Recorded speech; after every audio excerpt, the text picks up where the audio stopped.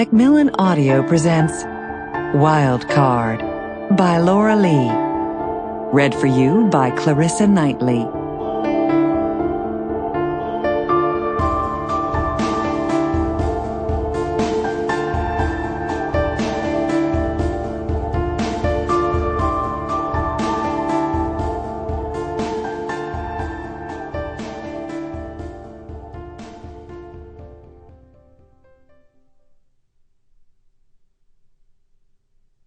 Prologue 1.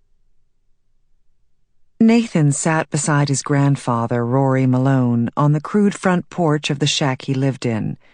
Nathan was only 10, but he knew exactly why Grandpop didn't live with him and his parents. Because Nathan's father, Grant, was ashamed of him. "He's too fucking Irish," Grant would rage for hours after visiting with his father. "He uses that brogue like it's something to be proud of." And God forbid that Nathan should let a hint of that brogue free, though he practiced it as often as he could away from his father. Nathan's father didn't like being Irish. He didn't like people knowing he was Irish. If he could ship Grandpop off somewhere, then Nathan sometimes thought that his father would do it. But Grant Malone couldn't make Rory Malone do anything. The old man was as wise as the mountains and the cliffs around them, and just as stubborn. "Nathan, my boy, look at that sunset." Rory pointed out the majestic colors that washed over the mountains. "Almost as pretty as Ireland, she is. Almost." And Nathan heard a whisper of homesickness in his grandpop's voice. "Why don't you go back?" Nathan asked. "Dad says you have enough money to live anywhere." He looked at his grandfather's weathered face, the bright blue eyes, just like Nathan's, brighter than Nathan's father's, and without the hints of green his father's had. Grandpop smiled, a strange, sad little smile. "Because my Erin is here." He pointed to the small graveyard. There, Nathan's grandma, Erin Malone, was buried. On one side of her were buried the two sons they lost in Vietnam, his uncles, Reardon and Rory Jr., and the daughter that had died of a fever, Nathan's Aunt Eden. "Grandma wouldn't want you to leave?" Nathan frowned.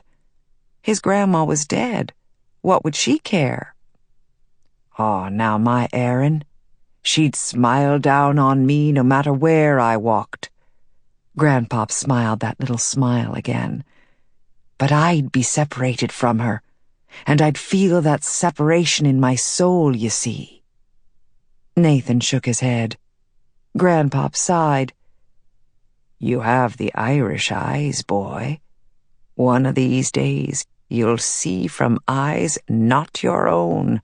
Feel with a heart outside your chest. Wild Irish eyes, Nathan. When you love, love well and love true. And take care, lad, because those Irish eyes are windows into not just your own soul, but the soul of the one you love." Grandpop looked out at his Erin's grave. "And when you lose that heart, you can't leave the places where your memories are the best. And if I left her, I'd not be buried beside her." Grandpop stared back at him then, and Nathan felt his chest grow tight at the thought of ever burying his grandpop in the hard, bleak soil. "Wild Irish eyes," his grandpop murmured then. "My father gave me the same warning I give you now, boy. Don't lose the one you love. You lose a part of your soul when you do. The legacy of those eyes will ensure it." Nathan frowned. That didn't make much sense, but maybe he'd ask his Uncle Jordan about it later. Uncle Jordan still remembered his...